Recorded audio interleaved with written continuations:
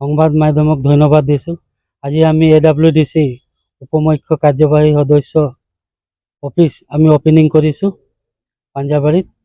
আমি ৱেবছাইটো আমাৰ AWDCৰ ৱেবছাইটো অপেনিং কৰা হ'ল আৰু আমাৰ অসমৰ যিমান আদিবাসী চাহ জনগোষ্ঠী ৰাইজৰ কাৰণে আমি অফিচখন বনোৱা হৈছে আৰু আমাৰ কাম এতিয়া ৱেবছাইটত যিকোনো কাম হ'লে আপোনালোকে গোটেই ৰাইজে ৱেবছাইটত চাবলৈ পাব আৰু আমি এই অফিচত যেতিয়া আহিব আমাক ৰাইজে পাব। ইয়াত আমাৰ OSD থাকিব, PA থাকিব, আমাৰ EM সকলো থাকিব। ইয়াতে আমাৰ লখৰাত অফিচ আছেই, তাত সৰু অকণমান আছে, সেইটো কাৰণে আমি এটা ছেপাৰেটকৈ অফিচ লোৱা হৈছে, ৱেবছাইট খোলা হৈছে ইয়াত।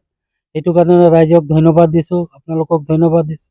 ইয়াৰ পৰা এতিয়া গোটেই অসমৰ কাম আমাৰ আদিবাসী ডেভেলপ কাম ষ্টাৰ্টিং হ'ব আৰু ইয়াৰ পৰাই আমি কাম কৰি যাম বুলি আশাবাদী। www.awdc.ni.net আমি নিশ্চয় আনন্দিত, কিয়নো আজি পাঞ্জাবাৰীৰ এই স্থানত অসমৰ আদিবাসী ৰাইজৰ উন্নয়নৰ স্বাৰ্থত গঠিত হোৱা আদিবাসী কল্যাণ উন্নয়ন পৰিষদৰ উপমুখ্য কাৰ্যবাহী সদস্যৰ শ্ৰীযুত পিতাৰ ডাঙৰ আজি এখন কাৰ্যালয় স্থাপন কৰা হৈছে আৰু এই কাৰ্যালয়ত ব্যক্তিগত সচিবো নিৰ্ধাৰণ কৰা হৈছে। আৰু আজি এই কাৰ্যালয়টো সমগ্ৰ অসমৰ আদিবাসী উন্নয়নৰ স্বাৰ্থত হ'বলগীয়া কামখিনিৰ কাৰণে এটা অফিচিয়েলি ৱেবছাইট আজি খোলা হৈছে। ইতিমধ্যে আমাৰ মুখ্য কাৰ্যবাহী সদস্যৰ ব্যক্তিগত সচিবে ইতিমধ্যে আপোনালোকক ৱেবছাইটটো জনালে।